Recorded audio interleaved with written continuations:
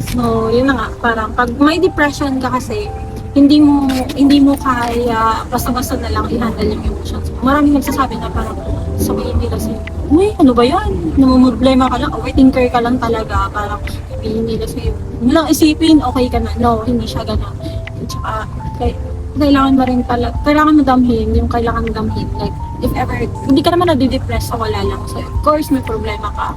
Yung sa akin, nagkaroon ako ng problema, and then, I don't know how to handle things pa that time na parang sabay-sabay siya. Like, bago pa lang din kasi ako nanood dun sa Qatar kasi yung first acting ko. And then, yun na, hindi ko siya mabalance. So, umabot ako sa point na, which is na-depressed talaga ako. Ganon. Pero, thanks to God, kasi nalagpasan ko siya kahit na nagkakaroon ako ng panic attacks dati, na nagsishake yung body ko, tapos nagtanong yung